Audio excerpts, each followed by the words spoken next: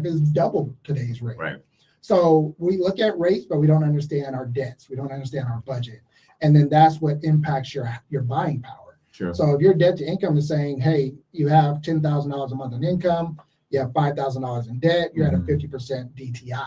Right. There's certain programs that you can qualify for with 50%. Right. Most often they want to see you at that 43, right? Or lower. Right. And so the higher your income, the lower your debt, the more home you can afford to purchase. Right. No matter what today's rates are. Right. So I often talk about that. Now, what credit score is different. Right.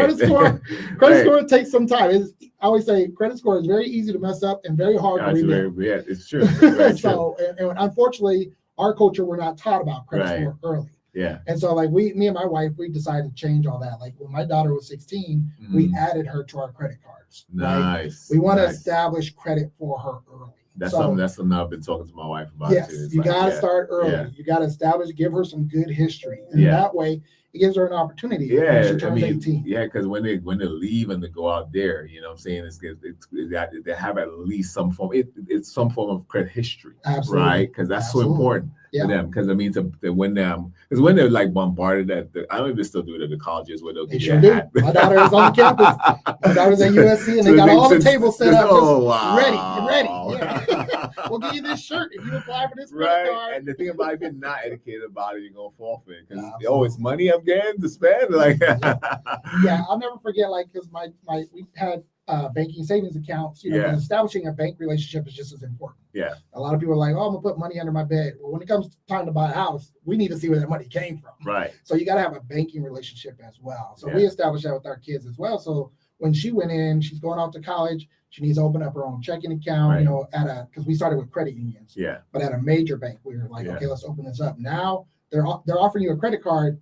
They offered her a lot more than what we wanted her to have. Right. Okay. So it's like, okay, let's get a smaller credit card so that way you can use it, pay it off, pay it off. Right. Like you say, the education is part of that. Exactly. And so that was important for us, is just start as early as you can. If you have kids, if you weren't taught these things, teach your children. That's right. True. Don't just sit back and complain, oh, I was never taught this. Yeah. And no, now teach the next generation. That's very true. Yeah. And so, there's things with credit that you have to establish early. Right. You got to have credit history. Right. You got to have different types of credit accounts. Yeah. I mean, all that plays into your credit score. Yeah, and it plays into bringing down the price for them starting off early with not much income, right? Because I mean, with a better credit, you get better rates, right. I tell people I've 4 broke best friends, all my kids. They're both exactly. Right. Yes.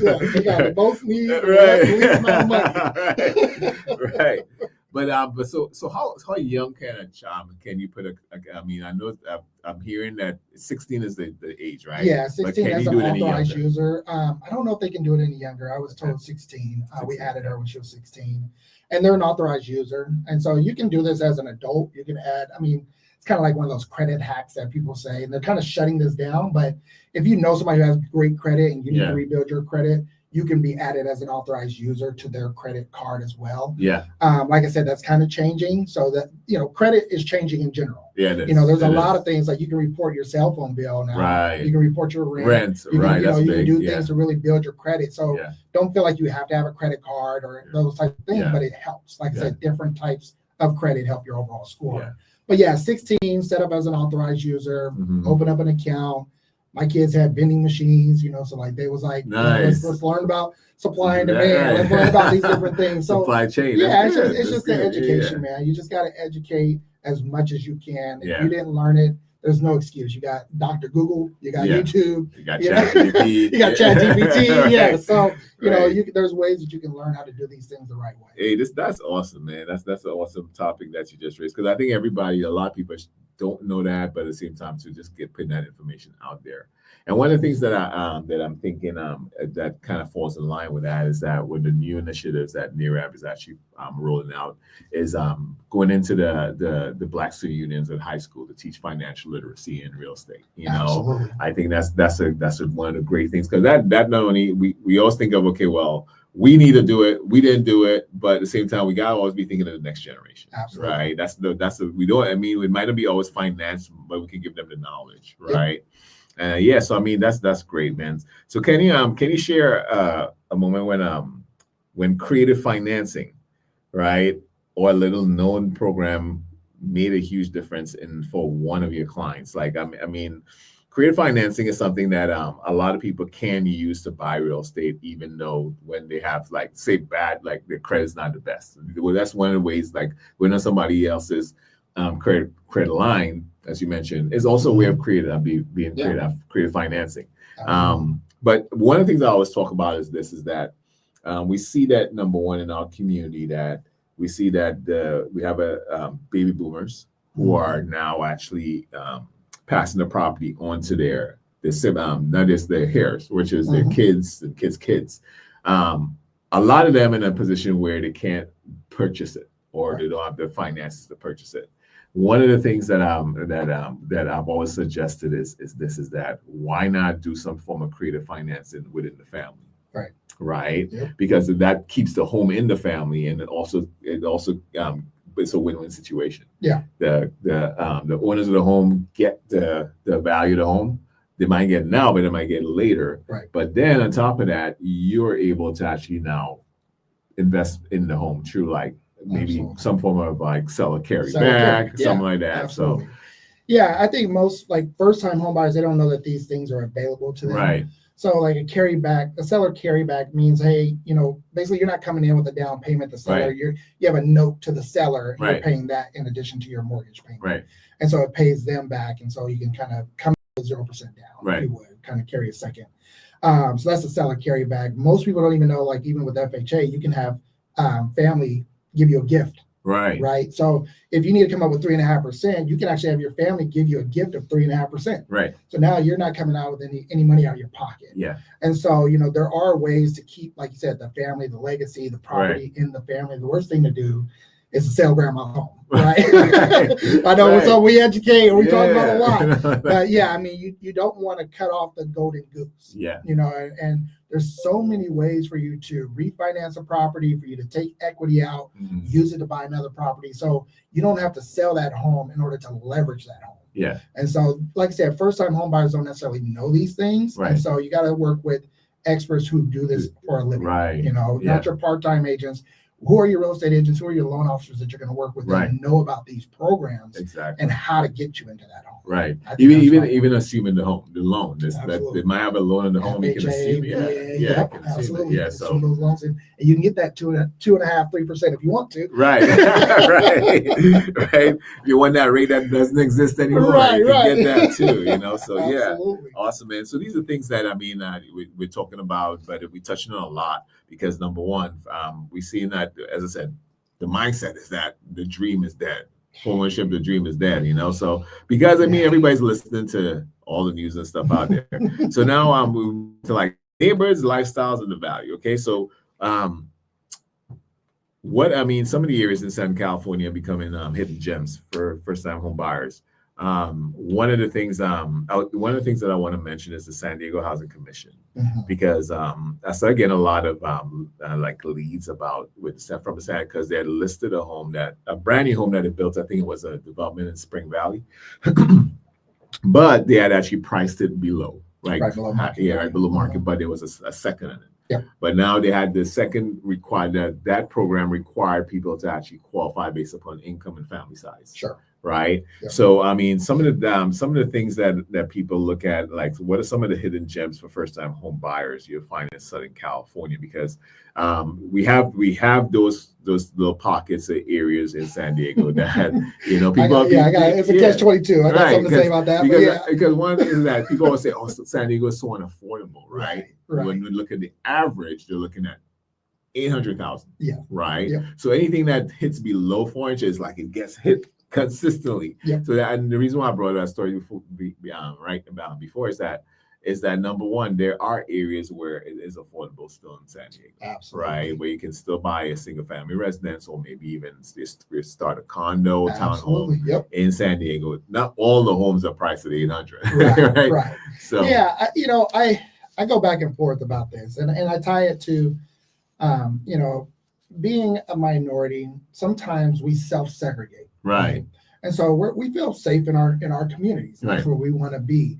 But oftentimes those communities are taken advantage of by investors who are coming That's in true. or whatever. So they call them opportunity zones, Right, This is exactly. the key word that they're calling these. They're basically calling all investors to come and buy these Right. properties up and renovate them and then raise prices. That's Yeah. what's happening. We're not going to sugarcoat it. Then you have what's called LMI. So if you look at low to moderate income neighborhoods, Right. you can literally place that map over the redlining map from the 50s and 60s and see the same neighborhoods. That's crazy. Right? So they're trying to keep you in these Yeah. neighborhoods. They're trying to incentivize you to stay put. Right. And so we as a people, we have to kind of get out of these communities. Yeah. I'm in North County. I have a listing in Escondido. Mhm. The listing is $399 for a condo. Wow. Okay. So this is that first step. Yeah. Get into a condo in Escondido. Maybe you don't want to live in Escondido all your life. That's up to you. Right. But if that's your first step to then turn that into a rental and buy the next property, right, that gives you an opportunity. Yeah. And you don't have to stay put in these old boxes. Yeah. And so that's my problem with a lot of these types of programs that come out. They're very centralized to keep, people where they are. Yeah. Yeah. And so we as a people can be where we want to be. Yeah, exactly. There's nothing holding you to a neighborhood. Yeah. Yes, you have friends. Yes, you have family. But guess what? They can travel too, That's right? True. That's so true. we got to just look at opportunities outside of the areas. There are programs that can still, like Escondido will have its own programs. Mm-hmm. So you look at like Spring Valley, and that's one community. But then you have, different, like you said, the San Diego Housing Commission. Right. They also have down payment assistance in Escondido, right, San Marcos, or wherever you want to go. Right. So, just kind of explore the options that are out there. Yeah. See what's out there. Another thing I'll touch on with that is, as a people, we have to kind of look at these programs and take advantage of them while we can. That is true. Some of these programs that were catered for minority communities are no longer catered to minority communities. Yeah, because they've been sued, and now they have to open the door for everybody. Right. And so these things they had good intentions to help the people who have been hurt the most due to FHA and VA and USDA and go down the list, right? Yeah. But then as soon as there's a program specifically for our community, now it's a problem. Right. And so now they get sued, and now they lose the benefit of only catering to that market. Right. So we got to take advantage of any of these programs that are out there. Like you mentioned, there's a lot of first-time homebuyer programs. Right. They run out of money, That's or true. they close down. Like you got to take advantage of them while they're still available. Yeah. And where would they get that knowledge from, especially when it comes to those programs, especially like say the San Diego Housing Commission? Is it one space to get that knowledge from in San Diego? San Diego Foundation was part of that San Diego Housing Commission program that they were running.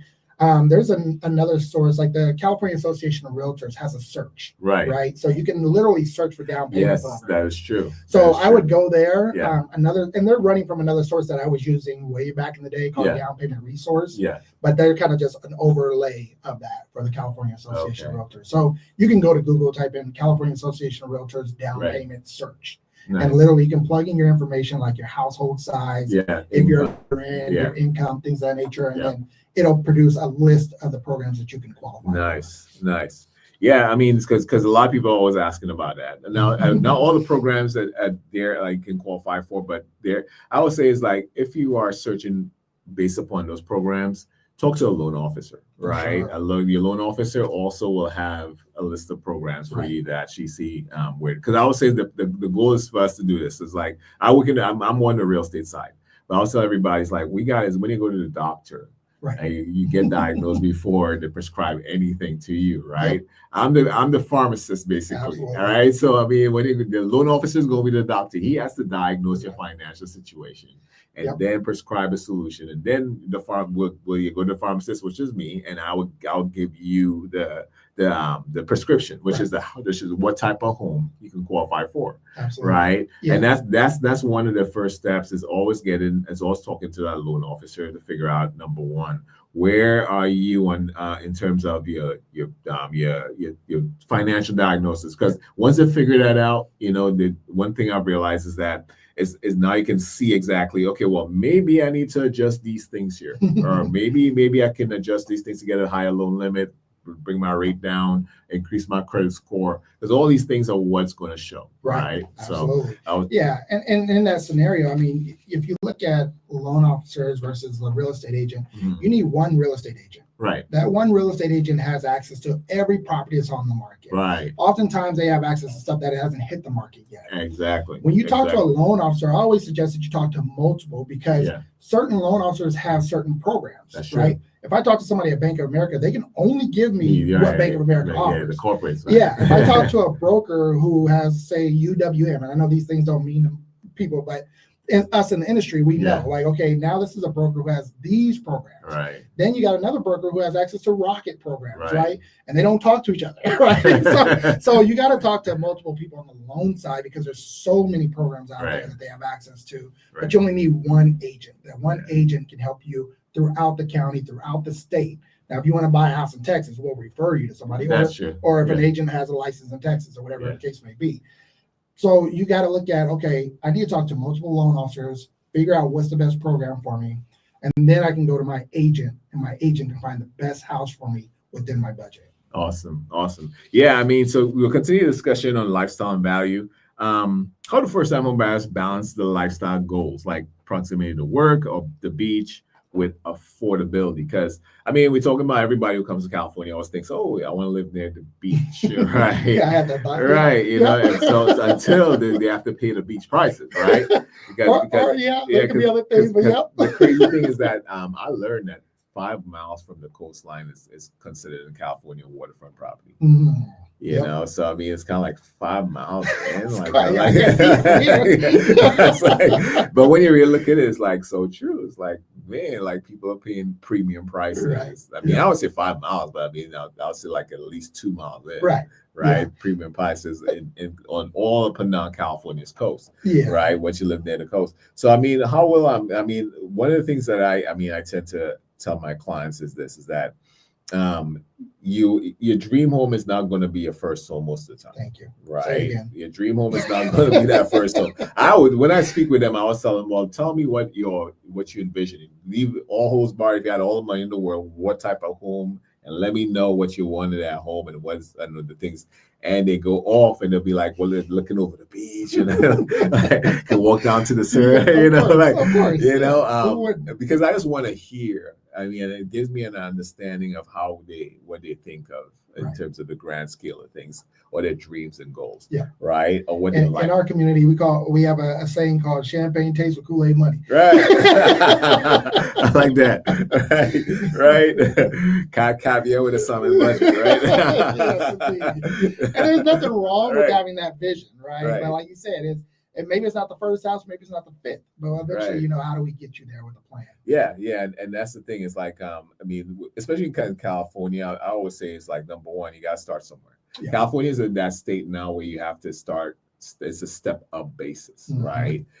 So I mean, it's kind of like if you're buying your first home, you might not get everything you want. You have to give, and everything is negotiable, right? But at the same time, you have to decide what you really want and what you really need at this point now. And that's one of the things in California is that you have to learn how to separate those, right? So you might not get the home that you want the first time, but it's an opportunity for you to own, because we know the value of home real estate in California. Why all investors come to California? It's because I always say, it's like, hey, think about it like this: investors flood to California. Even the big investors come to California. Why? Is because the margin. Right. Absolutely. The margin. If they say if you buy a home today when that was vacant and you move into it, you don't have to do anything at home. Just move into it. It goes up by 1% across the board. So think about it. 1% of 800 compared to 1% of 300. Right. I always say when you buy a house in California, you instantly give yourself a raise. Right. Yeah. And I've owned homes like literally for like 3 years. And being in the business, we buy and sell, we invest. But I've lived in a home and literally it went up $100,000 a year. Right. I didn't do anything. I didn't change not one tile in that house. Right. I didn't do anything in that house, but it consistently went up. Now it won't always go up, but over time it does. Right. So again, you're talking about percentages. Right. 4% in California is very different from 4% in Texas. Right. And so that's what you have to look at. So, okay, I can get in this house, give myself a raise better than any raise I'm going to get at the job. Right. And I can utilize that. The word is leverage that Right. raise Yeah. to buy another property or to Yeah. invest or do whatever I want. Yeah. Pay for my child's education, whatever That's it true. is. So Very true. yeah, I mean, you got to get into you got to get your foot in the door. Yeah. I always laugh when people say, I want to see the ocean, right? Because you mentioned like being on the coast. Right. And I'm like, when you go to San Marcos, you can go to San Leo Hills, you go up the hill, Right. and you can see the ocean from Right. there. Right. Does that count? Right. Or you can start inland in El Cajon and then make your way out. Yes, right. Make your way west. Absolutely. And those are the things that people have to understand with California now and how you buy homes, right? It's just getting your foot in that door, Yeah, and I use our situation as an example. When we moved from Sacramento, of course, we're coming to San Diego because we want to be near the water. Right. So the first thing we do is we go and we look in La Jolla, because every time we came to San Diego, we went to La Jolla. Right. That's the visitors. That's where all the tourists go. Then we started driving around there, and it wasn't that we couldn't afford to live there. We only looked for a condo. But the issue was all the tourists, right? Everybody, the traffic. Yeah. And all of a sudden, those are problems now because now you're living there, right? That's true. Then we looked at, okay, what are the schools like over there? We started hearing about how schools are in these neighborhoods. Yeah. So then we start moving a little more inland because they have better schools in the Poway School District. So it changes your perspective. You might say, I want to be right on the water because of this. Yeah. But then once you start to get a little bit more information about traffic and tourist spots and schools and crime. On weekends and holidays. Yes. Yes. It'd be a nightmare. Right. Yes. Your driveway's blocked. Right. Every day you got to go out there and do it. So it changes. Yes. And that's California too, right? So one of the things is can you we go down to still on neighborhood and lifestyles and stuff. Are there particular cities and counties offering better incentives or value right now? You mentioned Hemet. I mean, if you're willing to go up that way, you're definitely gonna get more value. Right. We helped a client who actually qualified for the Cal HFA Shared Appreciation Program the first time it launched. So when it first released. And we were already in the process of looking. Mm-hmm. And once we saw that they could use that program, they took advantage of it in Hemet. And so when you look at California programs, you can use those anywhere, right? Yeah. But there are some areas where you're just going to get more bang for your buck, more land if you're looking for land. I mean, I've helped clients move to Ramona, and I hope to move back. Because you think you want 5 acres, but you got to take care of 5 acres. Flood the fire insurance too, right? So that fire insurance comes into play. Right. So, obviously, you can get more land for your buck. And I would say buy land because they're not making any more of it. Right. But you got to look at, okay, is this something I'm going to take care of long term? Right. Is it, truly what I want? Or is that just what I think I want? Right. So talking to a knowledgeable agent about communities and neighborhoods really helps out. Drive by at night, drive there on the weekends, go and see these places and make sure, because buying a home is a big decision. Yeah, they're driving by at night. I was telling my clients, some neighbors like Jekyll and Hyde. They're great, quiet in the morning, until the nighttime hits. Exactly. And see people hanging out in front of that house. Right. I showed a house, funny story. I was showing a house to a client and the cops were there. I don't know what the drama was. This is before I moved to San Diego. And the cops are out in front of the house. They got something went on at the neighbor's house. So before my client gets there, I get out. You're gonna go open it up. Yeah. And the police officer says, "Oh, are you showing this house? Are you real estate agent?" I was like, "Yeah, I'm showing it to a client." He just looked at me and said, "Don't let your client move." He just shook his head like he works that beat and he knew that neighborhood a lot better than even I would as an agent. He's like, "Don't do it." Yeah, I mean, and that's the thing. You try. I mean, it's kind of like we can't control that. Those things that we can't control. No. We can tell you, and I never tell somebody, "Hey, this is a safe thing." We can't say those things, right? Mm-hmm. Now, I mean, even with a story, my story was that we had just shown a house. I'm not going to call the neighborhood, but we just shown a house, and the way out. Road was clear, beautiful day. It's new development in the middle of a up and coming neighborhood. Showed the house, they loved it. All right, so I'm like, I'm driving back home. Say I'm going to write up the offer. As soon as we hit the main road, traffic. I'm like, it's like a parking lot. Not always like a parking lot. It's like it's unusual, right? Then in the distance, you're seeing all the police off the police. So I'm like, this. It might not be nothing, you know what I'm saying? But I went home and I saw when I looked it up. I'm like, I said, let me look up because I was stuck in traffic. Well, yeah, wow. That what happened? Something went down. Yeah. Murder. I'm like, oh man. yeah. I'm like, oh gosh. I hope she doesn't look it up. Right. That's the thing. She like, and then the phone call came the next day. I don't think we want to live there. Right. You tell me why, but I can't guess it. Yeah. She told me She didn't say anything I did. But, right. So I was like, yeah, I was kind of expecting it. So let's move on to the next one. Yeah, all the better. Yeah. But yeah, so it's always good. I mean, even with I read in the Wall Street Journal too that that's a new trend right now, especially in the wealthy neighborhoods where people are now being asking to live in the home. Especially if they're buying these huge mansions and stuff, they want to live in the home. So they'll rent out these homes for like close to $250,000. Especially when you buy it's none, they're dropping the bucket to them. Right. But at the end of the day, it's like they want to make sure that if they're going to invest all this money into a home, it feels right to them. Yeah. Right. Yeah. And that's something that sells an offering on that luxury market too. You can stay in the home for a certain price for a month or two. I'll take it off the market. You stay in the home and then we can try it out. Yeah. You know? And I think oftentimes like buying a house is a big decision. Right. You know, there's no doubt about that. But you have to realize that it's not a permanent decision. Right. When I was helping clients back in 2008, 2009, if I got into a situation that I was just like, I didn't sell them the house, but they were saying, hey, we're having a hard time paying this, mortgage, and we might need to short sell it, whatever the case may be. And then they're having these marital issues, right? So now it's becoming, because finance is the number one reason for divorce. Right. I always told them it's bigger than the house. Right. You got to get out of this house. Right. You can't mess up your marriage due to this house. You know, you can come back. You guys can come back together and buy a house in the future. Yeah. But if this house is destroying the relationship, that's a problem. That is a problem. So I always say it's not permanent. Even if you get into a house that you don't like, and you're a year into it, 2 years into it, put it on the market, rent it out. Yeah. If you got to go rent somewhere while that's rented until the market comes back, whatever you got to do, it's not a permanent decision. It's so important that you mention that, because there's so many people caught up in that, where one person wants to sell, one person wants to keep it, and they're slowly going underwater. You know, so I'm like, but that's the thing. It's like a lot in that person's mind. It's like, oh, this was my life dream to own a home, but at the same time too, I don't want to let it go. Yeah, it's like, it's better to save the credit and the debt for another day. Absolutely. So you can always bounce back.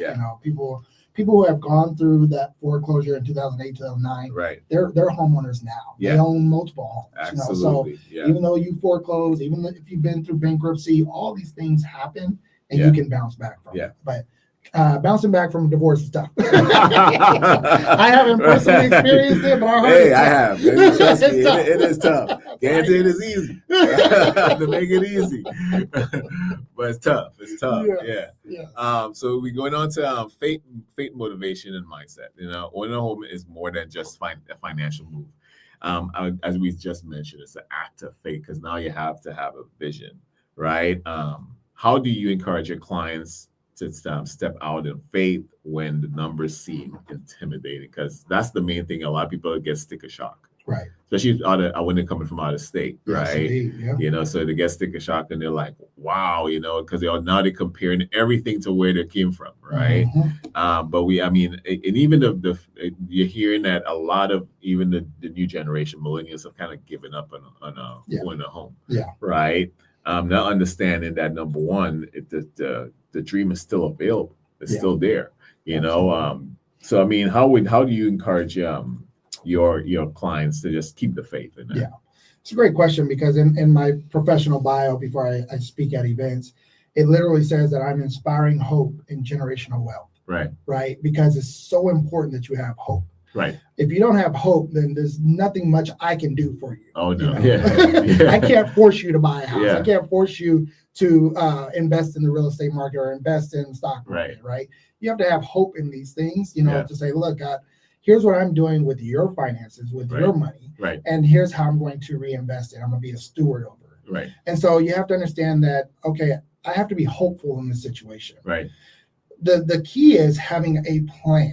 That's true. To take that first step and have a plan, because even if you apply to get a loan approval and the lender says, no, you're not approved. Right. I don't work with lenders who just tell you no. No, right. My lenders are going to say, here's how you do it. If you do A, B, and C, I can get you there. Yeah. Right. So it's a game plan that we have. Right. It also goes back to a book that I read by Robert Kiyosaki, and he said, you never say, I can't afford this. Right. You say, So how can I afford this? Great book. Great plug, man. I encourage everybody who's looking to buy a home, read that book. Yes, Rich Dad Poor Dad. Yes. Yeah. So you have to come with that same mindset. Yeah. Okay, I can't afford this right now. How can I afford this? Yeah. Right. That's a different conversation. Right. Right. So it brings about hope in that conversation. Right. So you got to stay positive, and even if it's never a no, it's just maybe a not yet. Yeah. Not right now. Not right now. Not right now. You know. Yeah. I mean, that's so very, very I'm pointing in true right now, especially